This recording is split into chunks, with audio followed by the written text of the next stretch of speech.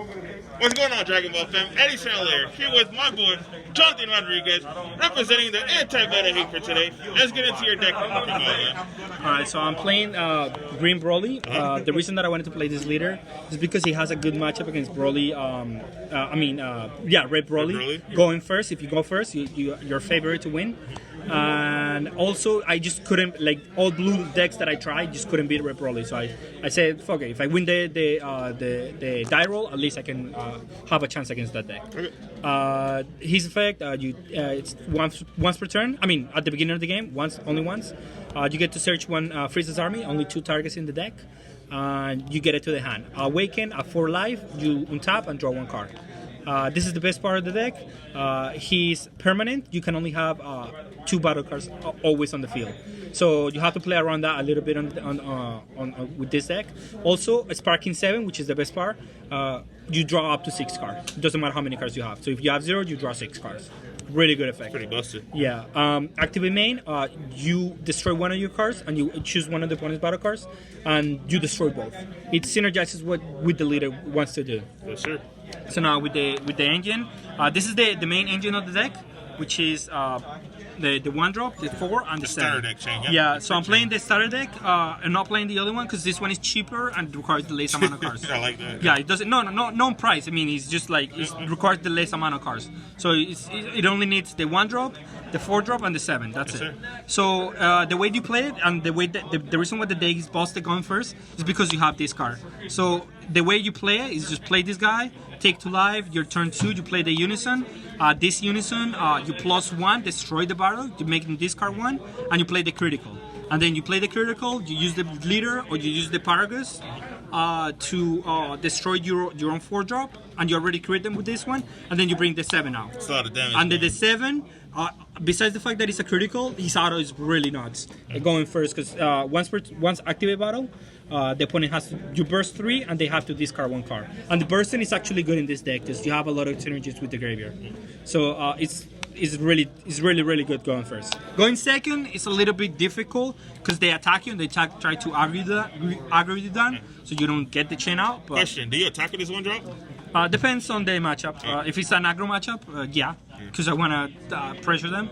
But if it's a control matchup, like a blue deck or a red deck or something that is not Broly, then no, I don't have to. I just crit them down to death, and they don't have a never hand.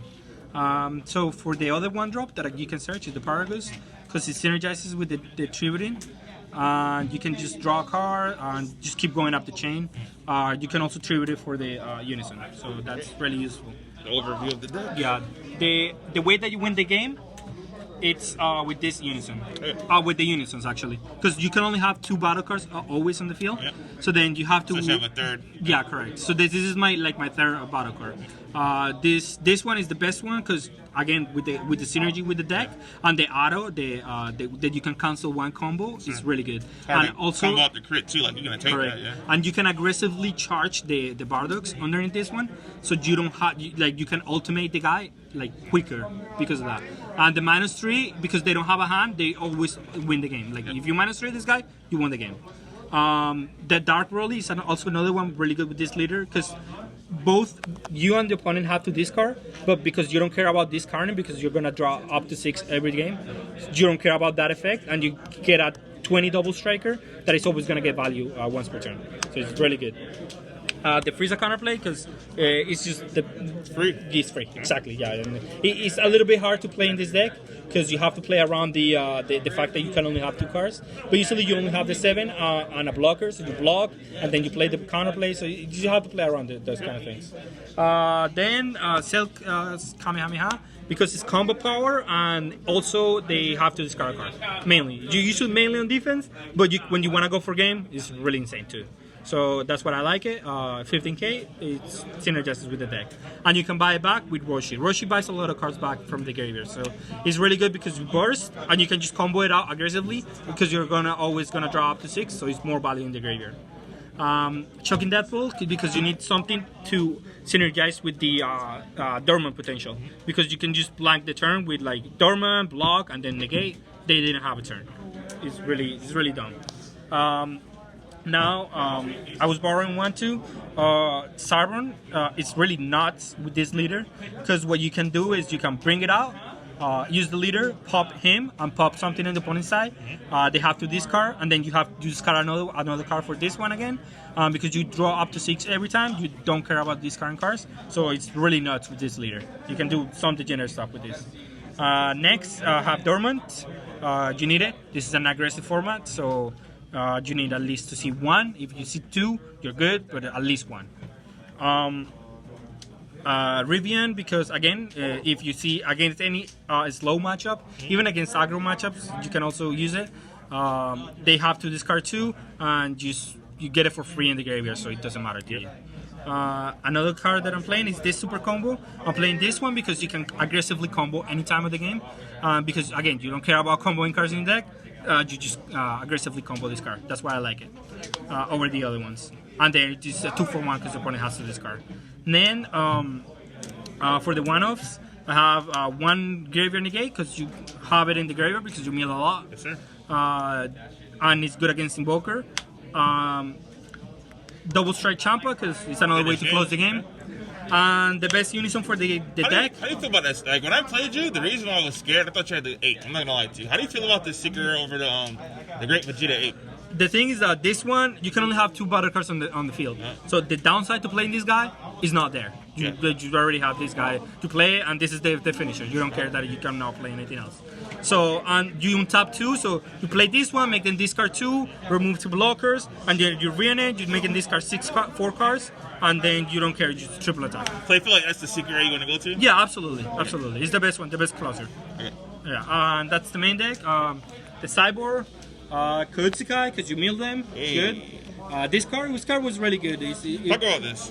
So you can play for free if you have a unison, and you have to discard 2 cards. Again, your hand size doesn't matter because you're gonna draw up to 6 anyway, and you can mess up some plays with this card. So I even play it against Broly sometimes if I go first, because then you negate like the 4-drop or the 1-drop, and then they don't have a turn. They stop the turn right there. Yeah. And the reason why I do that is because I also add this guy going first. Yeah, against aggressive matchups, you want this guy because it facilitates all the free counter plays in your deck. You just take out the 2 Dark Broly's and 2 Paradox? That's exactly what I do, yes. So that's the reason why. This one against Sin Shenron and Sin Shenron-like decks. You feel like you need this even though your leader has built-in removal? It's just good more removal. Also against another deck is the new Vegex, the red one, the one up and next the field and doesn't die by any means. Oh yeah. You just remove it. So that's another way. This one I wanted to play more actually after the tournament because it's just really good. Yeah. It's good against every matchup and it's just really good. I don't know what to. I would have taken it out for this one because this one didn't work at all. Why did you have this? What was the idea behind this? Against Invoker mainly. Oh, okay. Yeah, but is your only answer to Invoker? Or if they go super wide and they don't have a hand, then you can just board wipe. But the problem is that it's 4 mana. You have to play it at 4 mana. So it really, I just don't think it's good because of that. Because you have to play it at 4 mana. That's it. Yeah, that makes sense. That's it. That's the deck. So, any shoutouts you want to give before? Oh, before shoutouts, any changes you make to the deck? I don't know. It's hard. It depends on the meta. Just the main deck. That's like the main deck. No, I like the main deck to be honest. You felt it was solid the way it is? Yeah, I do like it. I maybe the negate, but I just think it's good. Maybe if you want to add the Samasu, the 5 mana Samasu, you can tribute this one. Would you do that in the sideboard pretty much? The sideboard could be better. I don't know. It's just really hard. It depends on the meta. Yeah. Really that you play. It's just like I'm trying to beat Broly. That's my only concern. Did you play any Red Broly today? I did not. So this deck is pretty much to beat Red Broly, and you played 0. Yeah, but like it's good against other decks. Like it destroys blue for sure. Blue can hang.